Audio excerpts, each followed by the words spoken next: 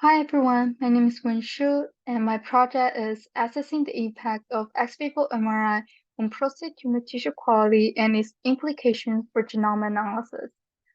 So first, ex vivo MRI is a procedure that provides very high quality imaging and histopathological information of cancers, and it is very commonly used in the clinics to help improve cancer diagnosis and characterization.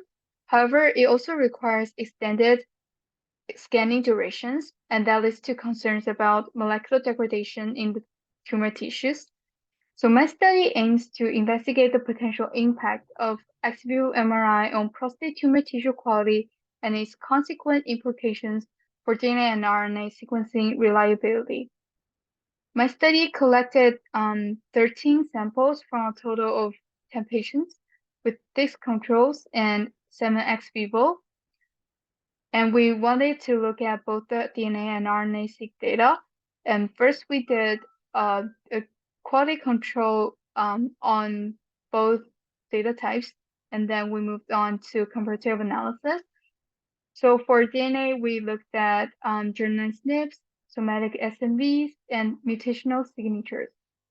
For RNA, we looked at transcript level quality, differential expression between the two groups, and also lastly, alternative splicing events. So for this poster, I will focus on the RNA side. So for RNA, we first did a QC, and from the test QC summary heat map here, we can see that our data passed most of the metrics, most of the quality metrics. So that means we have good raw sequencing data quality. And from this alignment summary here, that these green bars and pink bars, they represent the good alignments in our data. So for all 13 samples, we can see that we have around 98% alignment rate for our data, and that also means that our data is good for analysis. And move on to comparative analysis. First, we have the gene body coverage analysis. On the y-axis here, we have gene body coverage. And on the x-axis, we have transcript position represented by percentile from the 5' end to the 3' end. And these orange lines, they represent the ex vivo group, and the green lines show the gene body coverage of the control group.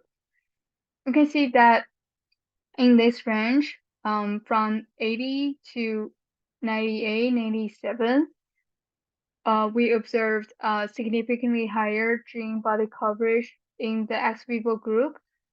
And that means we have some level of degradation on the transcript level.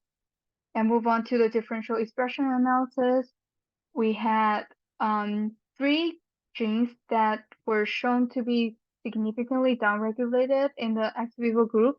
However, it's not a major difference, so that doesn't suggest our ex vivo group has a lower data quality. And lastly, we looked at the alternative splicing events, and there are in total 5 different splicing events. So for each type, I did a QQ plot to compare the distributions of the splicing between the ex vivo and the control group. And for all splicing event types, we can see that there is no significant distinction between the two groups. So that also suggests that our ex vivo group data doesn't have a lower quality in showing splicing events. So with these findings, we reached our conclusions that we had both good pre-alignment and post-alignment quality of the tumor RNA-seq data, and these evaluations suggest that our data is reliable for consequent analysis. And in the analysis part, we observed stronger skewness of the gene body coverage toward the 3' end in the ex vivo group. However, we didn't find any significant differences between the two groups in our differential expression analysis and alternative splicing event analysis. So these findings indicate that despite some level of degradation on the transcript level, the ex vivo MRI procedure did not markedly compromise the reliability of our subsequent RNA analysis. And that is all for my poster. Thank you for listening.